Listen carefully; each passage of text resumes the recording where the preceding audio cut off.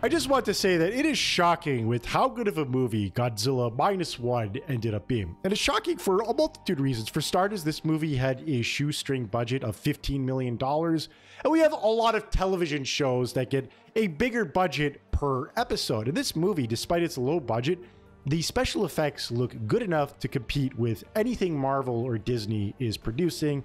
And the movie deserves a reward based on that alone. It's also shocking because the Godzilla franchise as a whole, like the quality over the last 70 plus years, has been all over the place. I think we can all agree that the very first Godzilla movie is a cinematic classic. It is one of the greatest giant monsters / disaster movie ever put to the big screen, but a lot of the best Japanese Godzilla movies are either remakes or reimaginings of the first one. Like Shin Godzilla is a great movie because it is a reimagining of what would happen if Godzilla attacked a modern Japan and how they would deal with it. And that movie perfectly executes on its premise. Aside from that, though, both Japanese and American filmmakers have kind of lost sight with what makes Godzilla work as a premise, where they'll make Godzilla a good guy who has to fight other giant monsters. And this doesn't work for me for a multitude of reasons. Like, it's kind of hard to be the good guy when you're liable to accidentally step on an orphanage and kill thousands of people just by moving around. But hey, what do I know? Now, I do know that this is just a cynical move just to sell merchandise to children, but let's not all pretend that we're completely immune to this. Like, I unironically enjoyed the legendary Godzilla movies, but I like those movies in the same way that I like fireworks. It's a giant explosion in the sky, and it tickles the pleasure centers in my brain. But I'm not going to sit here and pretend that that was highbrow entertainment. Godzilla, when he's handled properly, should be scary. What he's supposed to be is a slow-moving nuclear explosion going off that people just have to kind of deal with. That's what makes him so terrifying. He's the personification of everything that went wrong with World War II in Japan. And Godzilla Minus One takes this premise back to his roots and tries to make Godzilla scary again. But what really makes this movie work is that the human characters are so likable this time around. Like, Koichi just works as a protagonist. You really want to see him and this family that he's just kind of jumbled together by accident succeed. And all the human characters in this movie are all likable. Like, even the characters at the start of the movie that you think are kind of assholes end up having a character arc where they become good guys and likable towards the end of the movie. And what this in turn makes it one of the best disaster movies I've seen in the last 20 years. There are a lot of both Western and Japanese disaster movies where you don't care about the human beings, so the disaster doesn't end up happening. But because you care so much about all the human beings in this movie, really does elevate it and make it one of the best movies I've seen in the last 20 years, especially for the disaster genre. Again, now before I get my analysis started, I just want to get the self-promotion out of the way. Please like, comment, and subscribe to the Gaming Grappler. The more this channel grows, the more time, effort, and dedication I can bring into delivering you guys content on a consistent and regular basis. Now, let's get started. If I had to summarize the overall theme of Godzilla Minus One, I would say that this is a movie about redemption. And that theme about redemption is best encapsulated through our main character, Koichi Shigeshima. Koichi is a kamikaze pilot who has abandoned his mission and is filled with survivor's guilt about it. And right off the bat, this is some taboo subject matter to front load on your audience, especially when you consider the fact that this is a Japanese production. And the Japanese are not proud of the use of kamikaze pilots during World War II. And it shows some serious balls on behalf of the director to make this a main focal point of the story and to highlight what that does to a human being. There's a great scene when Koichi arrives at his hometown and it's been completely devastated by the war. He comes across this old woman named Sumiko, who blames Koichi not just for the destruction of the town, but for the death of her own children. And it is heartbreaking to know that that was the mentality that was going around at the time. But this might not be enough context to you. From a Western perspective, being a kamikaze pilot doesn't make a lot of sense to us, but the director was smart enough to repackage that theme of survivor's guilt in a different way. At the start of the movie, Koichi encounters an earlier and weaker form of Godzilla, and at that time, he freezes up in fear and fails to fight the monster. While Godzilla at this point in time is nothing to scoff at, He's about as big as two T-Rex put together. He's not quite at the level of Eldritch Abomination yet. It's entirely possible that if Koichi took action, he could have killed Godzilla. It's the same kind of situation as Koichi abandoning his mission. It humanizes his character and explains his perspective of survivor's guilt to a non-Japanese audience. He's an unconventional protagonist who has to grapple with some serious struggles. He starts this movie broken. During the day, Koichi has to deal with the shame and survivor's guilt. During the night, he's haunted by PTSD night terrors. There's a genuine catharsis to his character arc. Watching him overcome these struggles is what made him such a good protagonist for me and a good focal point for this story.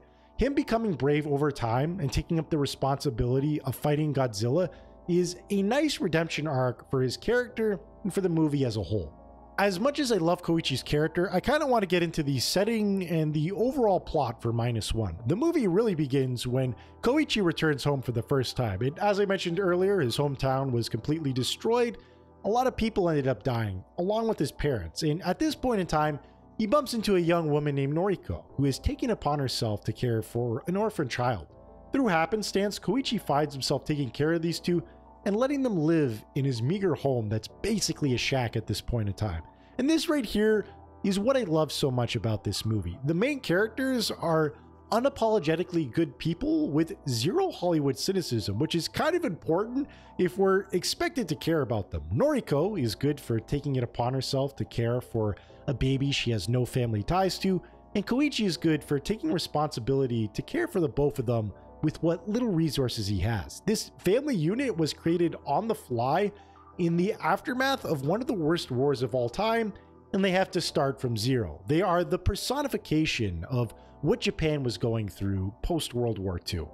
As you can imagine, having a family suddenly thrust upon you in a post-war environment is a bit of a struggle. It's then that Koichi makes the judgment call to take an incredibly risky but high-paying job to be a minesweeper. And a minesweeper basically is somebody that hops on a boat with the mission of destroying undetonated bombs from the war. It's then that he comes across a very likable crew of friends. And again, this is what I love about this movie. All of the Japanese civilians and side characters, they're all good people that you don't want to see anything bad happen to them. Even characters that initially come off as assholes like Sumiko eventually have a character arc where they turn around and you end up liking them. And I know this seems kind of basic, but in most Hollywood disaster movies, the internal conflict with your main character is usually a dad has a falling out with his daughter because he spends too much time at work instead of bringing her to Disneyland. And I hate those plots. The characters in Godzilla Minus One actually have to contend with the human condition. And this is important because the best way to convince an audience that a giant monster attack is actually scary is to have it happen to characters that we actually like and have to overcome real internal struggles. This movie works on so many different levels. All your characters are likable, especially your main characters. If you're not rooting for this lovable family unit that was created in the ashes of war, you don't even have a soul anymore at that point. But aside from that, the setting itself is also a bit of a character. Like I mentioned earlier, this takes place in a post-World War II Japan that's in the middle of its rebuilding process. As the movie progresses, you'll notice that cities and towns that were once decimated from the bombings are starting to look whole again, and characters are starting to look more positive. And right when things are looking at their brightest, that's when Godzilla attacks and takes Japan from zero to minus, hence the name of the movie. And the premise just works. It's the worst thing happening at the worst possible time. And speaking of Godzilla, it's time we talked about the Big G himself. Godzilla's character design is a lot more traditional than I would have expected. And I'm not complaining, I'm just surprised they went with such a classic design. And the Big G is the perfect size of this movie. He's big enough to topple skyscrapers, but also just small enough to personally engage with human beings, making him all the more scary with how personal he'll get at times. He's a lot more agile and brutal this time around. Like Godzilla is a huge dick in this movie. He is on a mission to destroy as many human beings as possible. He doesn't happen to kill people by being huge. He goes out of his way to do it. Like, I can't emphasize just how aggro Godzilla is in this movie. He just works as a villain. Narratively, though, Godzilla himself is both an icon of punishment and redemption. He's a force of destruction that was created from the aftermath of one of the worst wars in human history, but paradoxically, he's also an avatar of redemption. He's a common foe for the Japanese people to rally against and fight properly this time around. And this does so much to justify this movie's giant monster premise. Now, I've seen a lot of reviewers out there and other commenters mention that they would have enjoyed -1 if it didn't even include Godzilla. But what these people failed to realize is that if the outside threat that the Japanese people had to rally against was other human beings, then the movie's story would conflict with its anti-war message. Godzilla is not a human being. He's a monster. It's okay to fight him. And when it came down to finally defeating Godzilla, both the Japanese and American militaries are completely disregarded in this movie. It's up to the Japanese people themselves, a ragtag group of war veterans and citizens who decide to personally fight Godzilla. The Japanese government in this movie is viewed in complete disdain. Noda, our science man who creates his master plan to defeat Godzilla, points out how the government disregarded human life in the war. They created airplanes without ejection seats and forced drafted civilians to use inhumane tactics. Godzilla allows the Japanese citizens of the war to make things right and fight in a more humane way. Their foe, while terrifying, isn't another human being. Their tactics this time around are built around saving as many lives as possible as opposed to taking them. Godzilla is both a painful reminder of what went wrong in the war, but also an opportunity for people to make things right. The anti-war message is so on point in this movie that the final plan to take out Godzilla doesn't involve nuclear bombs. The plan is to crush Godzilla with the power of the sea. That's right, they're using a force of nature to take out another force of nature. That's just badass, and narratively speaking, it's on point.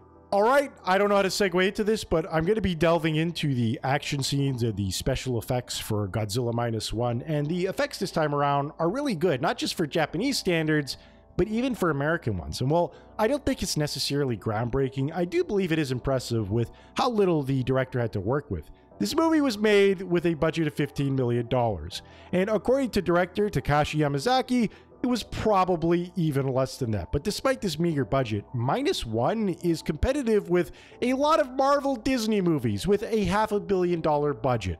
It's also impressive that Godzilla is mostly showcased during the daytime in this movie, where CGI notoriously looks the worst. And on top of that, Godzilla isn't entirely bulletproof this time around. He'll often get chunks blown off of him, and then he'll rapidly regenerate in a matter of seconds. And as you can imagine, that's going to cost time and effort to animate. Truly, the visual effects artists and the director didn't want to take any shortcuts this time around. They made it harder, and it still looked great. If you've read anything online about Godzilla -1, you've probably come across this narrative that Godzilla ended up looking good despite being made for so little. And that makes Hollywood look bad and lazy in comparison. I happen to strongly agree with this narrative, and I think the secret sauce as to why -1 ended up looking so good is that director Takashi Yamazaki was personally invested with his own visual effects department. Yamazaki himself was hand creating 3D models alongside his own team, while most other directors would just pawn off this aspect to other departments and then sign off on the completed work. I think going forward with how CGI heavy movies are going to be, modern directors are going to have to take part of the visual effects team. It only makes sense. If half of your movie is going to take place in a rendering program, then you can't really call yourself a full director unless you take part of that rendering process. What I really loved about the action scenes in -1 is that Godzilla's sense of scale was always kept intact. He always looked large and imposing. And while that seems kind of obvious, in the legendary movies, you can often forget how big Godzilla is supposed to be. Legendary Godzilla moves way too fast and erratically, and aside from his 2014 counterpart, he rarely interacts with other human beings. You don't feel a sense of scale with legendary Godzilla. In -1, the human drama is really good this time around, and all the action scenes are from their perspective. All the camera angles and special effects are at a ground level, showcasing just how huge Godzilla is. And despite the fact that -1 Godzilla is significantly smaller than his legendary counterpart, he feels much bigger than him. And that's because all his action scenes always involve another human being to give him some perspective. For example, in Kong vs. Godzilla, the writers aren't concerned with including human beings in action scenes, and they focus more on the kaiju fights. And what they do for a sense of scale is they'll just have Godzilla or Kong topple a skyscraper or something. But the fact there are no human beings in those buildings or around them, it doesn't feel as personal and you lose that sense of size and enormity in comparison.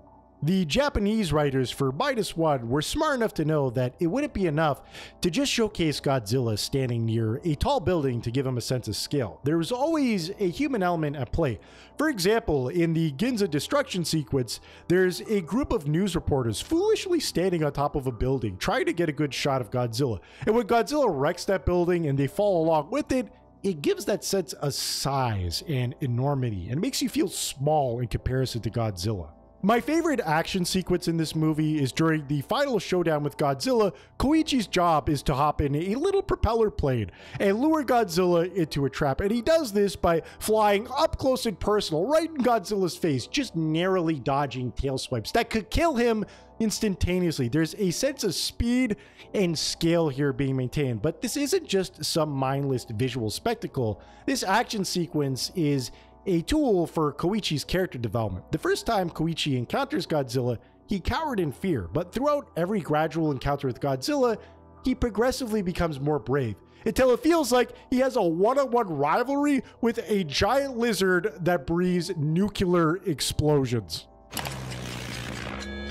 Hey guys, I'm just dropping in from post-production because somehow I've completely neglected talking about Godzilla Minus One's sound design. The sound design for this movie is amazing. You're definitely going to want to watch this at the movie theater or a home movie setup. And some little things that I really loved were Godzilla's roar this time around. If Godzilla's classic roar is akin to rock and roll, then his Minus One roar is like heavy metal. He just sounds a lot more pissed off and angry this time around. Like the sound just reverberates through your body every time he lets it rip. And I also really loved the soundtrack for this movie. Some key takeaways are tracks like Divine that usually play during tense or emotional moments, but they also play Godzilla's classic theme in this movie. And even though I saw it coming, given the time period that this movie takes place in, it still blew me out of the water because this song is over 70 years old. It's older than Darth Vader's theme, and it still hits just as good as it did in the 50s. That's just how good this movie is. So yeah, the sound design for Minus One is amazing. Anyway, I think I've said all I want to say about Godzilla Minus One. It's a good movie, probably the best movie of 2023, but I feel like the big takeaway here is that Hollywood is being put on notice. It used to be that if you want to see a big budget spectacle action movie, you need to come out of Hollywood, but we're now at a point in time where visual effects and CGI have evolved to a point that now foreign countries can compete with something out of Hollywood and beat them at their own game. And hopefully in the future, maybe even at an independent level, we could create our own big action movies without the use of Hollywood. And that is a good thing.